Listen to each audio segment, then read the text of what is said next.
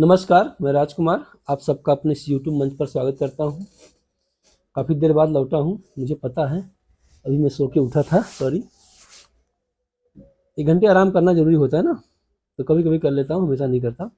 तो चलिए, लगे हाथ आज 3-4 विषयों पे बात करनी है आप लोगों से। तो सबसे पहले निफ्टी, बैंक निफ्टी का एनालिसिस हो जाए। उसके बाद हम लोग बात करेंगे अडानी के ऊपर। अडानी जी के ऊपर क्या-क्या माहौल चल रहा है, क्या चल रहा है, कैसे चल रहा है, उसके बारे में थोड़ा-सा डिस्कस करेंगे। और चैनल पे नए हैं तो चैनल को लाइक शेयर सब्सक्राइब जरूर कीजिएगा और बेल आइकन को भी प्रेस कर लीजिएगा ताकि आने वाली जो भी नोटिफिकेशन मिले ना सबसे पहले आपको मिल जाए। तो समय न गंवाते हुए शुरू करते हैं। देखते हैं सबसे पहले इंडेक्स की शुरुआत करें ना।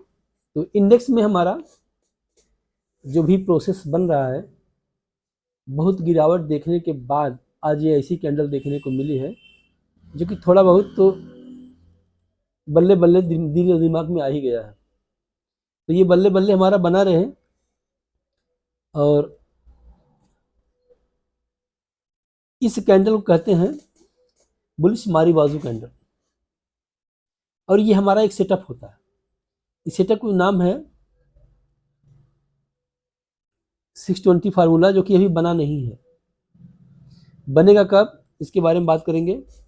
सबसे पहले ये मान के चलिए कि 3, 4, 5 दिन की हाई के ऊपर हम लोग क्लोज किए हैं आज। बड़ी खुशी की बात यह है कि निफ्टी में 1-1.5 महीने करेक्शन के बाद आज 5 दिन की हाई के ऊपर क्लोज किए हैं, यानी कि 23,907 पे जाकर क्लोजिंग हुई है। तो एक बढ़िया सा ट्रेड यहाँ पे बन सकता है पेपर ट्रेडिंग के लिहाज से और एजुकेशन पर्पस के हिसाब से। बाकी मैं ट्रेडिंग करने की राय नहीं दूंगा।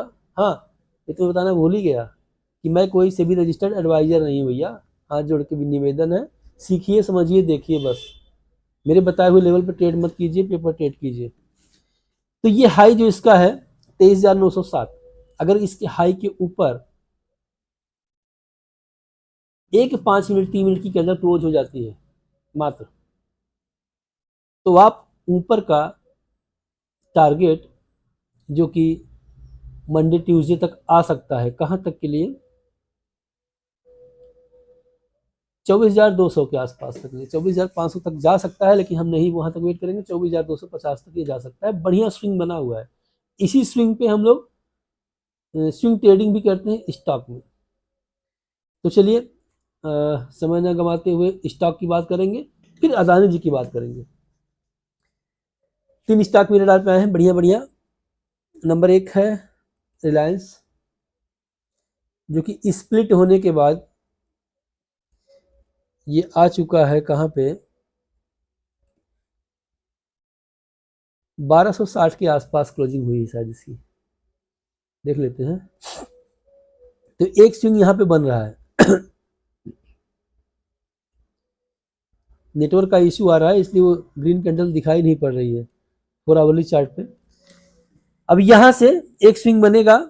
जिनको डर लगता है कि ना भैया इतना गिरावट देखने के बाद मेरा पैसा लूज हो जाता है, ये है वो है, तो यहाँ से क्या कर सकते हैं, वो एक स्विंग क्रिएट कर सकते हैं जो कि 1272 के ऊपर हमारी पेपर ट्रेडिंग के लिहाज से बाइंग बनती है। स्टॉप लॉस जो हमारा बनेगा मात्र 1243 का होगा और टारगेट जो निकल के आएंगे वो 1305 का। रिस्क रिवार्ड अच्छा है, 1 अनुपात में 1.5 का है, यहाँ पे ट्रेड बनाया जा सकता है। चलिए, अब आते हैं सेकंड स्टॉक के बारे में बात करेंगे, टाटा मोटर्स। टाटा मोटर्स मस्त कैंडल बनाई और ये कैंडल पे कहाँ गया भाई, ये रहा, डबल बॉटम कैंडल कहते हैं इसे, डबल बॉटम प्राइस एक्शन कहते हैं। और कैंडल तो ये बुलिश मारी बाजू ये भी है। अब यहाँ पे हमारा 620 फार्मूला एक्टिवेट होने वाला है, एक्टिवेट होने वाला है, हुआ नहीं है। कहाँ पे एंट्री करनी है, कैसे एंट्री करनी है, क्या स्टॉप लॉस होगा, क्या टारगेट होगा। एंट्री करेंगे इस स्विंग के ऊपर, मतलब इस रेड कैंडल के हाई के ऊपर यहाँ पे, यानी कि 801, तो बड़ा कर लेते हैं,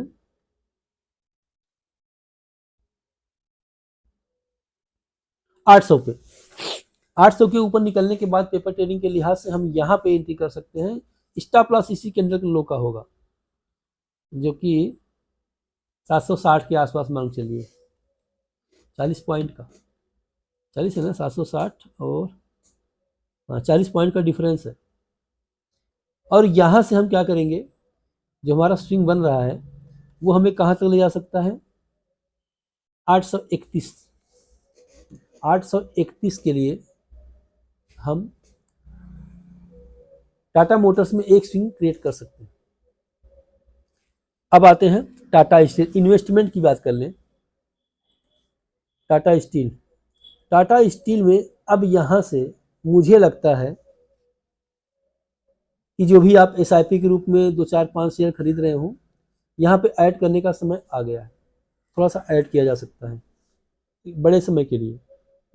यहाँ मैं स्विंग की बात नहीं कर रहा हूँ, यहाँ भी ऐसा कोई स्विंग नहीं बना है।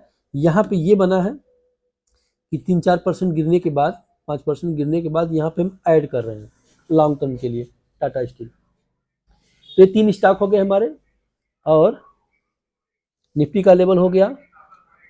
तो अब हम बात करेंगे अदानी जी के बारे में।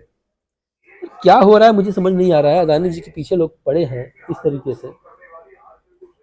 2-3 सवाल मैं करना चाहूँगा आप लोगों से, जिसका जवाब आप लोग दीजिएगा।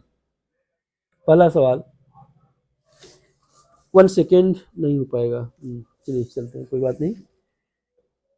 पहला सवाल, हम भारतीय हैं, हमें किसी जाति धर्म मजहब से मतलब नहीं है।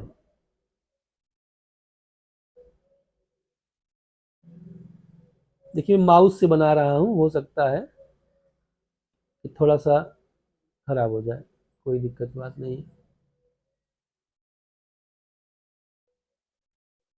हम भारतीय हैं, इंडियन हैं, क्लियर। अगर हम इंडियन हैं, इंडियन हमारा परिवार के रूप में हम लोग बिहेव कर रहे हैं। मैं एक सवाल यही पूछूंगा, हमारे परिवार में कोई विवाद हो, कोई बाहर वाला आके हेल्प करेगा आपकी, या बाहर वाला बोलेगा तो कैसा फील होगा आपको? अदानी जी के साथ एक बार और हुई थी 2023 में ये घटना। मुझे, मेरी थिंकिंग क्या है मैं वो शेयर कर रहा हूँ, आप लोग बताइएगा कि ये मेरी थिंकिंग कैसी है। 2023 में हिंडनबर्ग ने भी एक आरोप लगाया था, जिससे अदानी इंटरप्राइजेस का शेयर 80% क्रैश हो गया था। अब 80% जाने का मतलब 20%, 1 लाख रुपए पूंजी में 80% गया, 20% बचा। अब 20% से फिर से 1 साल के अंदर लगभग कवर कर गए। तब वो जड़ हिला नहीं पाया, सोचा कि इसको तो हिला के उखाड़ के फेंक देंगे। मैं टॉपिक पे आ रहा हूँ धीरे धीरे, मैं कहना क्या चाहता हूँ। अब देखिए होता क्या है कि अदानी जी बड़े उद्योगपति हैं इंडिया के। अब उद्योगपति हैं तो कर्जा भी बहुत ज़्यादा लिए होंगे। अकेले एसबीआई ने इन्हें 27,000 करोड़ का लोन दे रखा है। बैंक ऑफ बड़ौदा लगभग 53-5400 करोड़ का लोन दे चुके हैं, लगभग मैं कह रहा हूँ, मुझे इक्वल नहीं याद है। और पीएनबी भी लगभग 5-6 हज़ार 7 हज़ार करोड़ के आसपास का लोन दे रखा है। मेरी पर्सनल थिंकिंग ये लगती है कि ऑलरेडी शेयर मार्केट लुढ़कता चला जा रहा है। भारत की इस तरक्की को लोग नहीं सहन कर पा रहे हैं, नहीं देख पा रहे हैं, तो भारत की इकोनॉमी को ध्वस्त करने का कुछ न कुछ जुगाड़ कर रहे हैं, मुझे ऐसा लगता है। ये मेरी पर्सनल थिंकिंग है, आप लोग कमेंट करके बताइएगा कि क्या है, आप लोगों की थिंकिंग क्या है। अब अगर अदानी जी को इस तरीके से जेल भेजने का जुगाड़ कर लिया जाए और इनके शेयर को क्रैश करवा दिया जाए, तो ये सरकारी बैंक का पैसा लगा हुआ है, ये तो मैं मोटा मोटा बता रहा हूँ, बाकी एक्सिस बैंक भी दिए हैं, यूनियन बैंक वाले भी दिए हैं, बहुत से लोग दिए हैं, उनकी गणना नहीं कर रहा, मैं मोटा मोटा पैसा बता रहा हूँ। अगर इनका स्टॉक क्रैश होगा, इनकी कंपनी क्रैश होगी, ये क्रैश होंगे, ये तो मान लीजिए जेल में जाने का मतलब कि आदमी जब फंस जाता है तो वो क्रैश ही समझा जाता है एक प्रकार से। तो सारे बैंक करप्ट हो जाएंगे, सारे बैंक भी क्रैश होंगे। सारे बैंक अगर क्रैश होंगे, हमारी अर्थव्यवस्था का क्या होगा? जो इस समय मोदी जी इतनी मेहनत करते हुए भारत को ले जा रहे हैं एक नई दिशा की तरफ, हम लोग विकसित की श्रेणी में आने वाले हैं, उस पायदान पे पहुंचने के बाद ऐसा सा झटका मारा जा रहा है। मुझे ऐसा लग रहा है, आप लोग बताइएगा। मुझे बस आप लोगों को, हमें बस यही करना है कि हम भारतीय हैं, हम इंडियन हैं, हम जो कुछ करेंगे सो विचार करेंगे। अब मुझे लगता है कि ये बात मैं अकेले ही नहीं सोच रहा हूँ, ऐसे सोचने वाले बहुत से लोग हैं, क्योंकि अगर नहीं सोचे होते तो आज ये निफ्टी और बैंक निफ्टी एक झटके में ऐसी कैंडल न बना देता। 5-5, 10-10% डाउन हो रहे हैं अदानी जी के शेयर, यहाँ देखिए। तो आप लोग समझदार हैं, आप लोग कमेंट जरूर कीजिएगा। मुझे ऐसा लगता है, बाकी जांच होगी, जो भी न्यायपालिका निर्णय करेगी उस हिसाब से सजा के भागीदारी होंगे तो सजा मिलेगी। बाकी क्या क्या होता है वो तो वही जाने, उनका विभाग जाने। लेकिन हमें ऐसा लगता है कि ये दूसरी बार किया गया है। हमारे घर में प्रॉब्लम है, हम लोग निपटा लेंगे, अब बाहर से क्यों यार उंगली कर रहे हो, मेरा ये सवाल है। अगर आप लोग मेरे सवाल से सहमत हैं तो कमेंट कीजिएगा। मिलते हैं नेक्स्ट वीडियो में, तब तक के लिए जय हिंद।